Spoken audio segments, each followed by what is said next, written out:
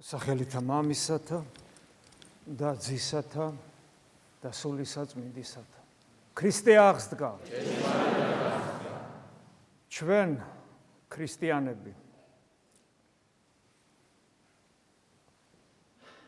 ვართ იმ მეფის მოქალაქენი, რომელიც არის გამარჯვებული მუდამ და სწორედ ამ გამარჯვებული მეფის სამეფოს მოქალაქენი ვართ. მან გაიმარჯვა ყველაზე დიდ მტერზე ადამიანისა, რომელიც არის სიკვდილი, რომელიც ძირში კლავს, სასაწყისშივე ანადგურებს ყველაფერს, რასაც წარმოადგენს ადამიანი. ადამიანი წარმოადგენს სიცოცხლეს, ადამიანი წარმოადგენს გონიერებას, ადამიანი წარმოადგენს თავისუფლებას, ადამიანი წარმოადგენს ყოველგვარ სიკეთეს და ღირსებას, ადამიანი წარმოადგენს სიყვარულს. ადამიანია ის, ვისაც შეუძლია სამყაროს მშვენიერების აღქმა, მისი განცდა, მისი გადმოცემა, მისი შეფასება. ამ ყველაფერს სიკვდილი ანადგურებს, არაფერს არ ტოვებს, სწორად იქცევა ყველაფერი. ამის გარდა არსებობს სულიერი სიკვდილი, რომელიც ისაც რჩება ადამიანისგან, რჩება იმდენად დაზიანებული, რომ ჯობი არ არსებობდეს, რჩება ეგოიზმი, რჩება პატივმოყვარეობა, რჩება შური, რჩება ანგარება, რჩება სიძულვილი, უსიყვარულობა, გაუტანლობა, ღალატი. აი ეს ყველაფერი არის სიკვდილი, ხორცისა და სიკვდილის სულის. და ჩვენ ვართ იმ მეფის მოქალაქენი, რომელმა მეფე მას ეს დაამარცხა. და აი ეს გამარჯვება ხელშესახები ჩვენთვის ხილული გახადა. რითი? იმით, რომ იგი აღდგა მკვდრეთით. რაც შეეხება ქრისტეს აღდგომას, რომ არ ყოფილიყო ქრისტეს აღდგომა, რომ არ ყოფილიყო და მე რომ არ ყოფილიყო ჩვენთვის ამგვარად ხელშესახები, ჩვენ რწმენას რა ფასი ექნებოდა, როგორც პავლე მოციქული ამბობს, თუ ქრისტე არ აღმდგარა, ყველაზე საცოდავი ადამიანები ვართ. და ქრისტე რადგან აღდგა და რადგან დასტურდება სიკვდილზე გამარჯვება და რადგან ჩვენ მისი სამეფოს მოქალაქენი ვართ, ჩვენ შეიძლება ასე თქვა, ჩვენ ვართ ერთგვარი სამყაროს არისტოკრატია. პრინცები, პრინცესები, მეფენი, დედოფლები, სამეფო და სამღვდელო დასი, როგორც წმინდა წერილი გვასწავლის.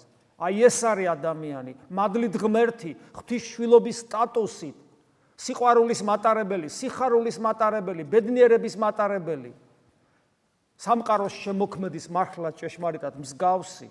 და ეს ყველაფერი კიდევ ერთხელ ვიმეორებ, რომელიც განიცდება ჩვენ შიგნით, თუ ჩვენ ქრისტიანები ვართ, ის დასტურდება ობიექტურად ამ ქვეყნიური თვალსაზრისითაც. მე წაგიკითხავთ ახლა პავლე მოციქულის კორინთელთა მიმართ ეპისტოლეს, რომელიც თქვენ იცით, მე ვიმედოვნებ, რომ თქვენ წმინდა წერილი გიყვართ. მე-15 თავია ეს. ასე ბრძანებს პავლე მოციქული. ქრისტე წერილის მიხედვით, ანუ წმინდა წერილი გულისხმება, ჩვენი ცოდვებისათვის მოკვდა, გვახსენებს. რატომ მოკვდა ასე საშინელი ტანჯვით ქრისტე? ჩვენი ცოდვების ანუ ჩვენ მოვკალით. ჩვენი ცოდვებისათვის მოკვდა, ჩვენ მოვკალით, ამას ნიშნავს. არა ვიღაცეებმა, იმიტომ რომ მე რო არ ყოფილიყავი ცოდვილი, ჩემთვის მისი სიკვდილი საჭირო არ იქნებოდა.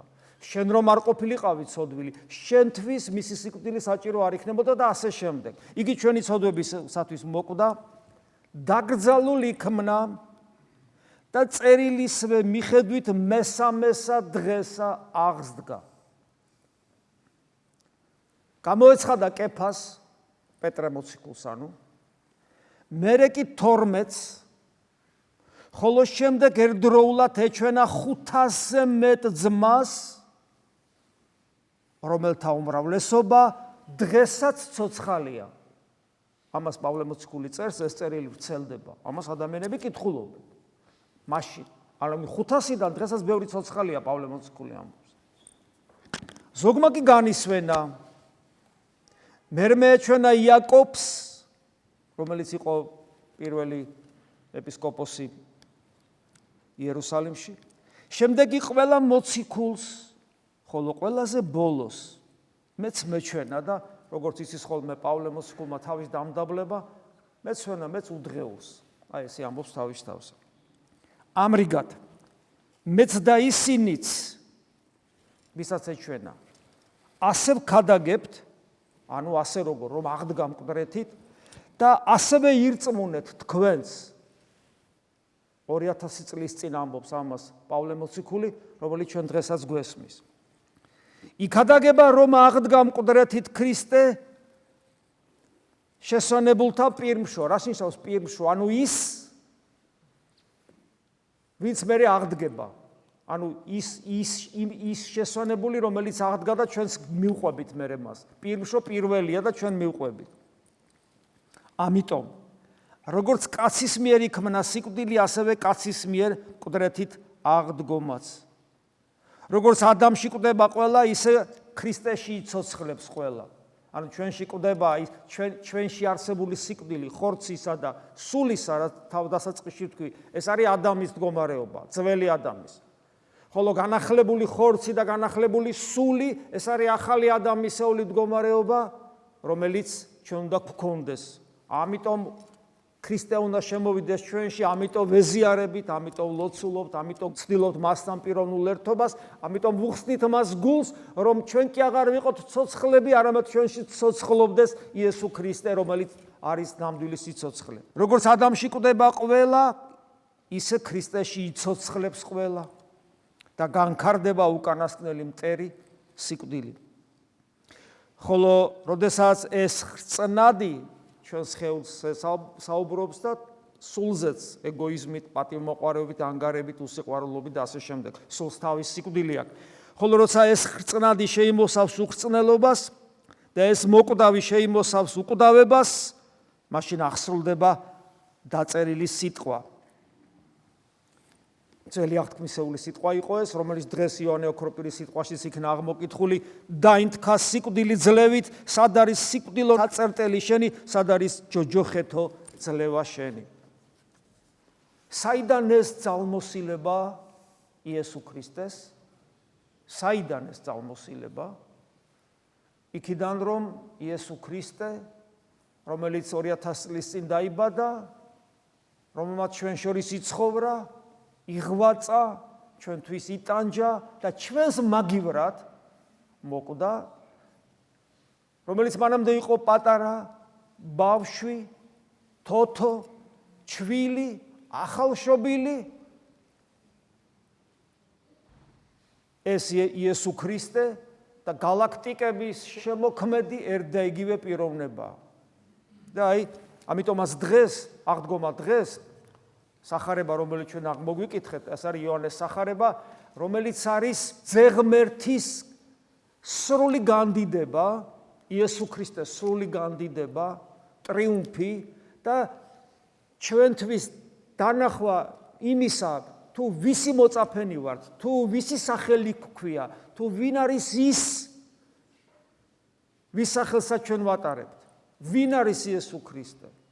აი სწორედ დღევანდელ სახარებაში ჩვენ ეს აღმოვიკითხეთ. ოღონდ ამ შემთხვევაში იესო ქრისტე, რომელიც იგივე ძეღვთისა, მოიხსენება კიდე სხვა სინონიმით, ეს არის სიტყვა. ამას თავის მიზეზი აქვს, რატომ მოიხსენებს იოანე მოციქულის სიტყვით ამ შემთხვევაში. ეს სხვა თემაა, ამას არ ჩაუღმავდები. ეს არის იოანეს სახარების დასაწყისი. ფათაშორის იოანეს სახარება არის წიგნი, რომლის მსგავსი არ დაწერილა და აღარც დაიწერება. ეს არის წიგნი, რომელიც დედამიწაზე ყველა არსებული წიგნი ცალკე რო დაალაგო. მეორე მხარეს შეიძლება დადო იოანეს სახარება და იოანეს სახარება გადაწონის ყველა წიგნს. ეს არის წყარო სიბძნისა, რომელსაც ვერასოდეს ვერ ამოწურა. ამიტომ იკითხეთ ზოგადად მთელი წმინდა წერილი, განსაკუთრებულად გიყვარდეთ იოანეს სახარება. ესე იწყება. პირველიდან იყო სიტყვა. ამ შემთხვევაში პირველი ნიშნავს არა პირველი, მეორე, მესამე, არამედ ყოველივე საწყის. ყოველივე საწყის. ყოფიერების საწყის ნიშნავს. პირველიდან იყო სიტყვა და სიტყვა იგი იყო ღმრთისა თანა. სიტყვა, რომელზეც საუბრობს, ღმერთთან იყო ამბობს. და ღმერთი იყო სიტყვა იგი, თავადაც ღმერთია. ორი ღმერთი არ შეიძლება იყოს გასაგებია, ხო? ამიტომ აქ საუბარია სამპიროვან ერთარსება ღმერთზე. ესე იყო პირველიდან ღვთისა თანა, კვლავ იმეორებს. ყოველივე მის მიერ შეიქმნა, ანუ ყველაფერი ქმნის ძე ღვთისა, მამის ნებით, სულიწმინდა ღმერთის განსრულებით, შემოქმედი არის სამყაროსი და ადამიანის ძე ღვთისა, ყველა ძველ ხატებზე, სადაც ადამიანის შექმნა არის გამოხატული ფრესკებზე, ხატებზე, ყველგან დაინახავთ, ესე იგი ადამიანის ფორმით ღმერთს, ოღონდ თეთრი წვერებით, ანუ განუკაცებელი ღმერთი და ღმერთი ხო არ ჩანს, ვერ გამოსახავ და სიმბოლურად გამოსახავენ ძველი დღეთა, ესეთი ტერმინია ძველ აღთქმაში, ანუ განუკაცებელი, ამიტომ ქრისტეს ვერ გამოსახავ. მაგრამ ამიტომ თეთრი წვერით სახავენ, რომ აი და თავარი ისე რომ აწერია იმას იგივე, რაც აწერია ქრისტეს ხატს. ანუ მინიშნება, რომ ძე ღვთისაა. ის ქმნის ადამს, ის ქმნის სამყაროს, ხო? ყოველივე მის მიერ შეიქმნა და თვინიერ მისსა, ანუ მის გარეშე არც ერთი რა იქმნა, რაოდენი რა იქმნა. ყველაფერი ძე ღვთის შექმნილია. პავლე მოციქული მერე განავრცობს, მათ შორის დრო მის მიერ შექმნილია. მერე პავლე მოციქული იტყვის, რომ ყველაფერი ხელთუპყრია, ყოვლის მყრობელი, ანუ რომ არსებობს, ყველაფერი მისი ნებელობით არსებობს. მისთანა იყო ცხოვრება, ანუ სიცოცხლე. და ცხოვრება იყო, ნახეთ, სიცოცხლე იყო, მაგრამ ამ სიცოცხლეს როგორ გვიწილადებს ქმნილებას. სიცოცხლე იყო ნათელკაცთა, ანუ ის სიცოცხლე, რომელიც ღმერთია, ჩვენ განგვანათლებს. ანუ მარადილ სიცოცხლეს გვანიჭებს. და ნათელი ბნელსაშინა ჩანს და ბნელი იგი მას ვერ ეწია. უღმერთობას არ შეუძლია მისი გაქრობა, მისი დაფარვა. მხოლოდ ადამიანის უკეთურნებას შეუძლია თავის გულში დაფაროს ქრისტე. ანუ დაახლოებით იგივეა, რომ მე ვხედავ თქვა სინათლეს, მაგრამ მე შემილია თვალები ისე დაუხუჭო, ან ისე დავიზიანო, რომ ვეღარ დავინახო. ანუ მე შემილია გავუკეთო ჩემ თავს ეს, თორე ისე ჩემი თვალები ხედავს. ანუ ჩემ გულს შეუძლია ღმერთის დანახვა, მე უბრალოდ შემილია მას არ მივცი ამის უფლება, ჩემი ღვთისდარი თავისუფლებით. არ მიცე ჩემ თავისუფლება დავინახო ღმერთი. იყო კაცი მოვლინებული, იოანე ნათლისმცემელზე საუბრობს. იოანე მოციქული. იყო კაცი მოვლინებული ღვთისამიერ და სახელი მისი იოანე, ეს და აი აქ არის მნიშვნელოვანი ჩვენთვის რა, იოანესთან დაკავშირებით, რომ ის მოვიდა მოწამედ. ანუ მოწმეობა. რას ნიშნავს მოწმეობა? ჩვენ ყველა რადგან ის მოვიდა, ჩვენ ბაძავთ წმინდანებს, ჩვენც უნდა ვიყოთ ჩვენი ადგილის იოანეები. და რას ნიშნავს ეს? ჩვენც უნდა დავამოწმოთ, ანუ ღმერთის არსებობას ვერ დაამტკიცებ ლოგიკურად. ღმერთის არსებობა შეიძლება დაამოწმო. მადლით, რომელიც შენშია და შენი ცხოვრების წესით. ის მოვიდა მოწამეთ, რათა წამოს ნათლისა მისთვის, რათა ყოველთა რწმენეს მისგან, ანუ დაამოწმებს ნათლისთვის, ანუ ქრისტესთვის და შემდეგ მისგან ადამიანები ირწმუნებენ. ის არ იყო ნათელი, არამედ რათა წამოს ნათლისა მისთვის. და ნათელი ვინ იყო და კვლავ გადადის სიტყვაზე, ანუ ძე ღმერთზე. იყო ნათელი ჭეშმარიტი, რომელიც განანათლებს ყოველსა კაცსა, მომავალსა სოფლად. ანუ ქრისტე მოვიდა ყველა ადამიანისათვის. ყველა ადამიანისათვის. და მათ შორის ზოგიერთმა ეს დაინახეს, განიცადეს, ირწმუნეს და საშინელებაა, როცა ადამიანმა იცის, რომ ქრისტე არის ღმერთი და ცხოვრობს ზუსტად თავისი მეზობელივით პირობითად, რომელმაც არ იცის, რომ ქრისტე არის ღმერთი. და რომ დააკვირდები ამ ორ ადამიანს, ვერ პოულობ განსხვავებას, ორივე ერთნაირად ცხოვრობს. ვთქვათ, ორივე კეთილია, ორივე კეთილშობილია, ორივე ზნეობრივია, ესმის, ორივე კარგი მოქალაქეა. მაგრამ ერთი მორწმუნეა და ერთი ურწმუნო და კითხვას სვავ, განსხვავება არ უნდა იყოს? რაღაცნაირად ახლა კეთილი არაფერს არ აფუჭებს. ქრისტიანი კეთილია, რომელიც არაფერს არ აფუჭებს? აბა რა არის მამაო ქრისტიანი? ქრისტიანი არის ცეცხლი, რომელიც სამყაროს ცვლის. ქრისტიანი არის ცეცხლი, რომელიც თავის თავში მარადისობას ატარებს. ქრისტიანი არის ცეცხლი, რომლის გარშემო იბადებიან ადამიანები სულიერად, რომლებიც ასევე მარადისობას ატარებენ და არასოდეს მოკვდებიან. და შენ გინდა ქრისტიანი, რომელიც არის ცეცხლი, რომელიც არის ღმერთის შვილი, რომელიც მარადისობას ატარებს, შენ გინდა კეთილ ადამიანამდე დაახურდაო უბრალოდ?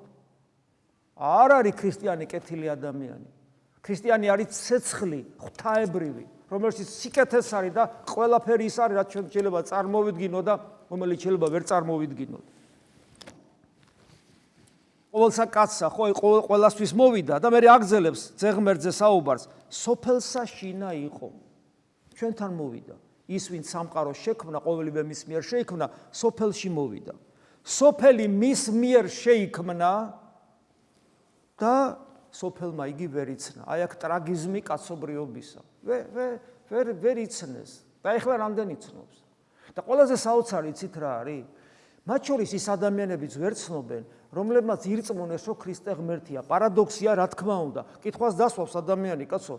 აი ვიღაცა X ადამიანი, რომელმაც ირწმუნა, რომ იესო ქრისტე არის ღმერთი.